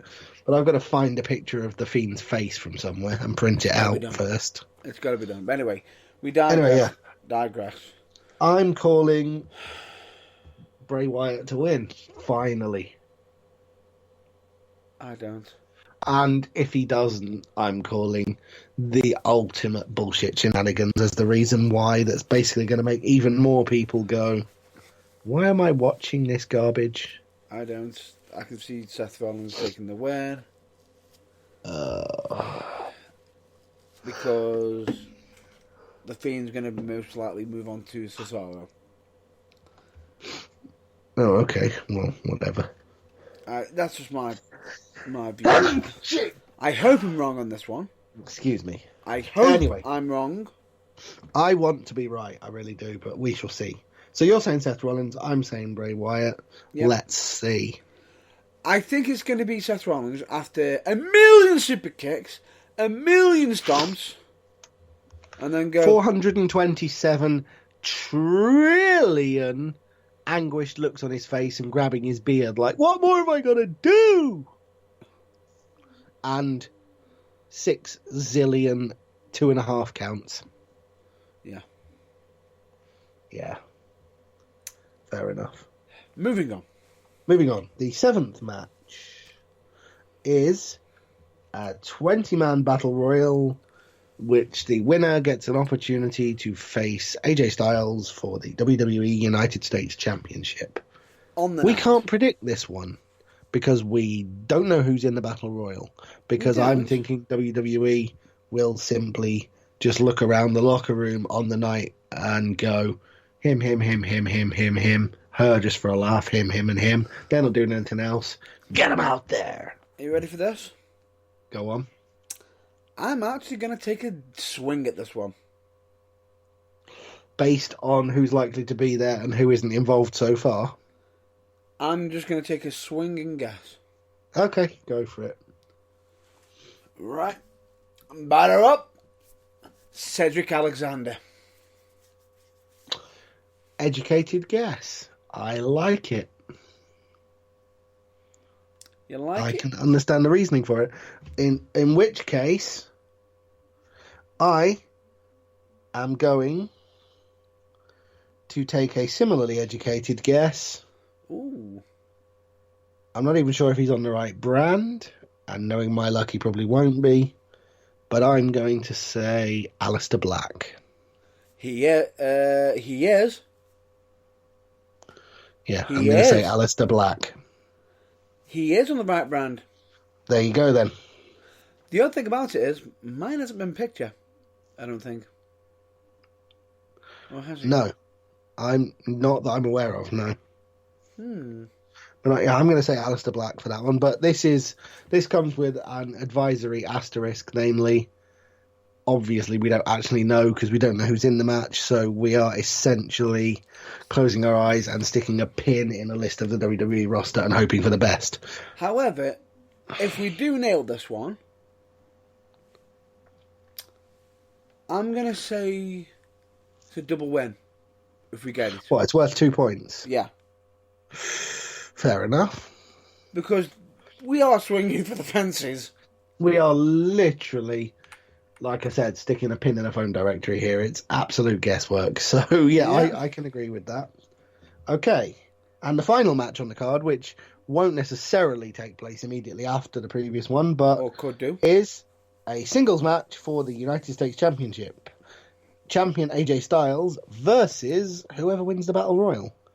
So, in my weird little prediction universe, Alistair Black. In yours, Cedric Alexander. Yeah. We can't predict who's going to win because we don't actually know, but I think it's fairly safe to say AJ to retain. Ooh. I beg to differ. Really? I beg to differ. Because there's nothing I'd like more than United States champion Alistair Black, but I can't see it happening. I can for Cedric Alexander. Oh, what, for a couple of week reign like Ricochet had? Possibly. Just an excuse to pad up the numbers of how many times AJ's won the title. No, I can actually see them going for a run with him. Well, no, that can work. I would love to see them put the ball. I think they're firmly, going put to the weight go for a firmly shock. behind Alistair Black. So yeah, okay, I'm going to go with the Battle Royal winner. cool. I'm not. I'm going to go for AJ to retain. So there you go. Can I get double points on that one if I win? I'm joking. Which it's your rules. You're making them up. You can have. No double on that one. I'd say definitely for the 20 person battle royal. Yeah, dude. If Or you guess 20-man that battle royal. right, Yeah. all bets are off for the title match because you've pulled a haystack out of a needle as it is. That would just be instant winner. Yeah. That'll just be, I'm coming round your house to confiscate your crystal ball, you cheating swine.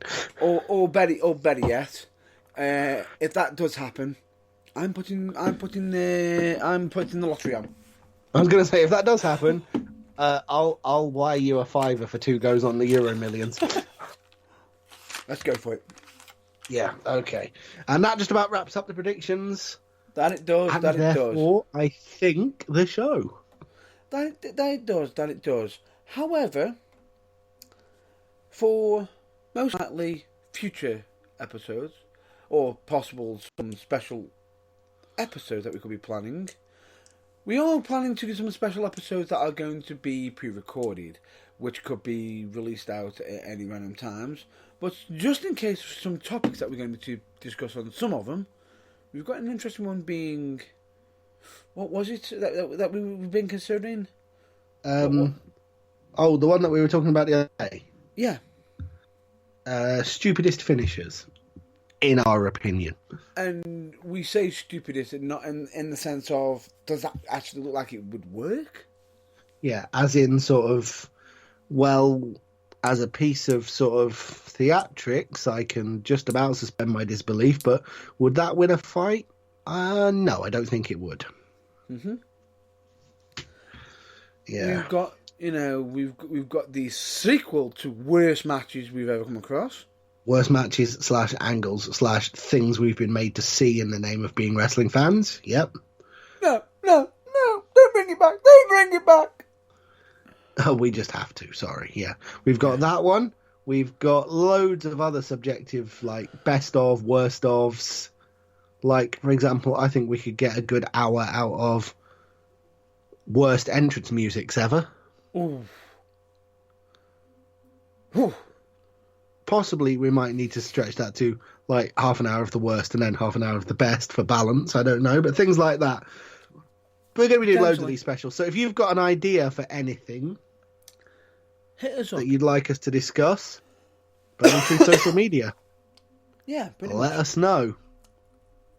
let us know. But anyway, we digress. That is a wrap up for the topics for this week, and we're now going to go on to plugs, which I'm just going to go through straight away, which are: please check out UKWA, also known as UK Wrestling Alliance. Please check out Manchester Pro Wrestling Academy, as beginner classes are on Monday, £10 per class, 9pm till 7pm till 9pm. Apologies for that. And if you want to locate where they are, please check out their social media for all location and postcode details. Check out JFX 3D, as they do absolutely amazing custom-made work, especially on championship belts. Check out charities like Mind, Changes for Health and Wellbeing, Messi for Mind, Donna Louise. And check out bands like New Breed, Cameron's, Blackpool. Of course, also check out the lighter side of wrestling, with especially OSW Review, Botchamania and Wrestle Crap. You're welcome, Matthew. Cheers, RD. And of course, check out YouTube channels like Phil DeFranco, When Fandom Strikes, amazing voice, and she also has a great TikTok channel as well. Check out the multiple channels of Luke Moto. We also recommend you check out First We Feast, especially the Hot Ones show on there. And also check out Pull and Pass Radio, which was formerly known as Geek of the Week, for all your DC and Marvel geek talk. And of course, we also recommend you check out We the Independents, Train Pop Culture, Think Wrestling, and I believe I'm literally just checking on a few others. If you're after some people who are great for parties, Fabaluni. We of course also recommend you check out Kayfabe Music UK, who actually do the custom-made music for us and many other wrestling musics. We also recommend you check out Turnbuckle TV. And why do we say that? Why? Because it is the absolute one-stop shop for all British wrestling. Currently with over 30 promotions, but that increases all the time, as does the amount of shows available. And it is yours for the frankly, laughably cheap sum of $3.99 a month. That's less than £1 a week. Think about it, folks. What else can you get for £1 a week in this day and age? Or at the very least, it is £1 a week. Just take a penny off. Well, £1 a week. Yeah. £1 a week. And you get change. And you get change, and you get over 30 wrestling promotions, constantly adding new content, and constantly adding new promotions.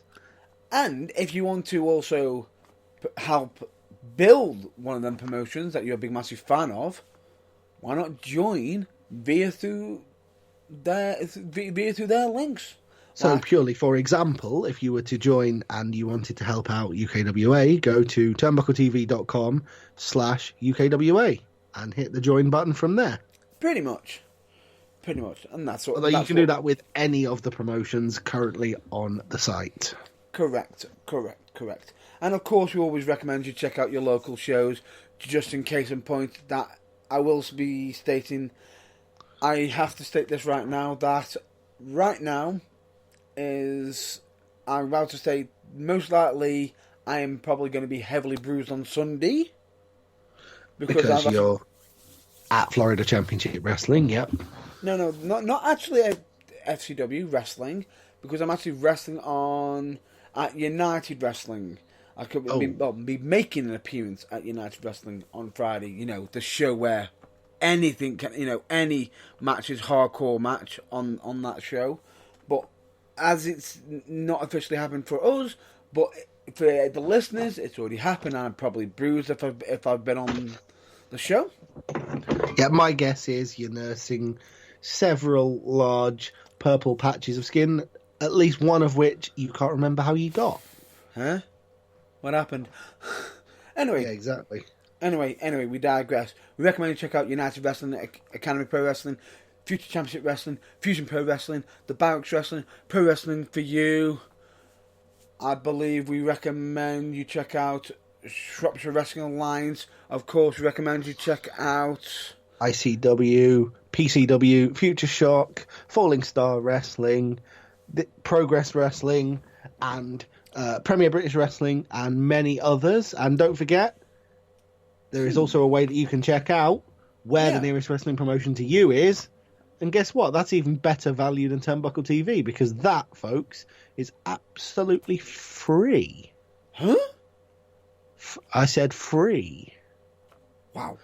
And that is On a phone app called the very same. Babyface Wrestling UK.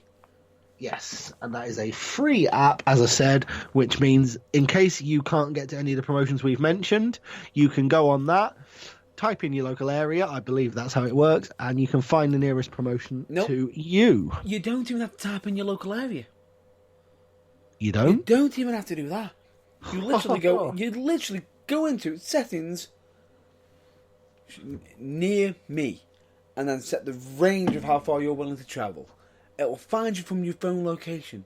Boom. Couldn't be easier or freezier. Done. Done. There, done, dusted. You know exactly what local shows are around you, and at the same time, you can also get a feed of anybody you're following, be it companies. Follow. You can always give a quick follow on UKWA, or if you want to follow Matt Burns, of course, on there, because I am on there. You may well want to do that, yes. But I don't think commentators get their own section just yet, so I won't be on there. But hey, possibly coming soon. Forever in the shadow of Magic Mark Adams. Grumble. Could you repeat that? Because it sounded like I think the shadow overtook you down. Ah, I see. No, I'm not grumbling at all. If there's anyone in UK wrestling industry who is a commentator who I'm happy to be in the shadow of, it's Magic Mark Adams. Legendary bloke, damn good commentator, and no grudge against him whatsoever. Correct, and is also the A matter host. of fact, I'm a very big fan. And of course, he is, if I'm not mistaken, the host of Paul and Pass radio show, of course. He certainly is. And anyway, of course, we also recommend you check out the Burning Truth website, which is www.theburningtruthuk.com. We do. Where you can potentially listen, we've got plenty on there, listening to us live, past broadcasts and interviews, show reviews, merchandise. We've got a contact page on there, links, and we've got social media, be it Facebook, YouTube, Twitter, which the Twitter handle is spelled WRESLING4THWALL, and Instagram.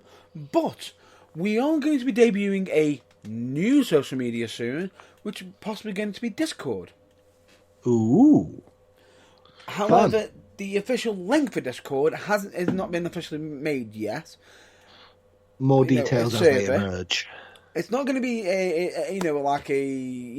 add the Burning Truth on. It's going to be an actual whole server on Discord where you can just pretty much just join into general chat and everything. Where you can potentially possibly speak to myself and also John Below, if he has got the app. But let me just state this: we'll probably talk more about that when it's actually ready. Just point that out. More details to follow as and when we get them. We can pass them on to you. It's not there yet, but it's got it's like when you go on a website and there's only one page on it, and it's one of those bits of police tape stretched across the side, and it says "coming soon, under construction." Pretty much. And of course, we've got past episodes on Spotify. And with that, that's going to be a wrap up for this week. So, with that in mind, what is it you always say to finish? Stay safe, check out your local wrestling, and see you next week. Correct, but you missed a little piece off, and I'll just add that on. As as always, please stay safe, stay well, and of course, always check out your local wrestling. But of course, last but not least, always remember to to take care of your physical well-being, and of course, your own mental well-being, of course. And just so you know, everyone that does listen, even if you do listen to us, if you don't, just be awesome to yourself and keep yourself and stay awesome. Basically, yeah. Look after yourself, guys. Exactly, because you're all awesome, and we appreciate the hell out of you. Stay well. We certainly do. So stay well. We'll catch you later. Till then, bye for now. Bye for now.